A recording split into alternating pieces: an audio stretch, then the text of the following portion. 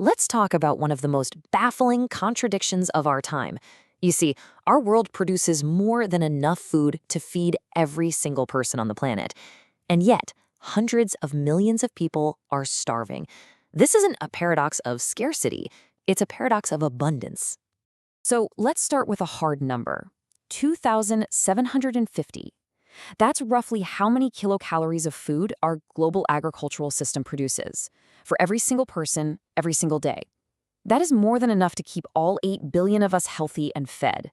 So production, that's not the problem. And yet, here's the reality. In 2023, around 733 million people were facing hunger. So you have all of this food on one hand, and on the other, nearly 1 in 10 people on Earth is starving. What is really going on here? That is the big question we're going to dive into. In a world that is literally overflowing with resources, why does scarcity still exist? Well, the answer isn't simple, but believe it or not, an ancient story might just hold the key to seeing this whole problem in a new light. We're going to turn to a story that many of you have probably heard before, the feeding of the 5,000. Now look, no matter what you believe, let's just look at this story as a kind of blueprint, a model for understanding our modern mess.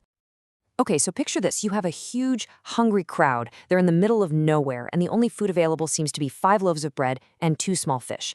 From the disciples' point of view, it's a total disaster, a problem of scarcity. Their solution? Just send everyone home. But of course, that's not what happens. And this is where things get really, really interesting. If you take a closer look at the original text, it suggests a different kind of miracle might be going on. One that's maybe less about magic and a whole lot more about, well, us. The story lays out a very specific, methodical process. There are 4 simple actions. He took the food, he blessed it, he broke it, and then he gave it out for distribution. See? It's not random. It's a clear, logistical sequence of events. And here is the real kicker. In the original Greek text, there is no word for multiplied. It's just not there. The story simply describes a process. Take, bless, break, give. And all of a sudden, this isn't just a story about magic anymore. It's a story about a system. So this leaves us with 2 totally different ways to see this event. The first, the traditional view, is supernatural multiplication. Food just appears out of thin air. But the second interpretation, one that's actually grounded in the text, is a miracle of activated sharing. The idea is that this one small public act of generosity inspires everyone in the crowd to share what they already had, but were maybe hiding out of fear.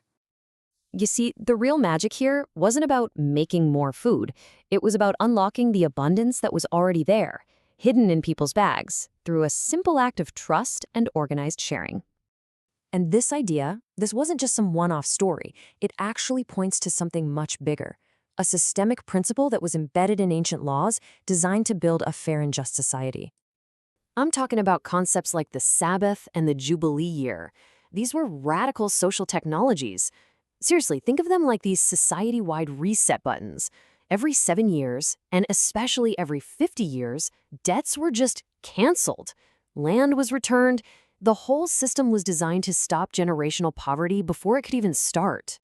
And we gotta be clear, this wasn't just about asking people to be nice and give to charity. No, this was a structural fix, a reset button that was baked right into the fabric of society to correct the natural tendency for wealth to concentrate at the top. Okay, so let's bring this all back to our world right now. What happens when we use this ancient lens, this idea of distribution and justice, to look at our own modern data? Well, the imbalance is just staggering. In 2022, nearly half the population of sub-Saharan Africa lived in extreme poverty. Now compare that to less than 1% in high-income regions. It's clear the resources, just like the food, are not spread out evenly at all. And behind these numbers, there's a real human cost.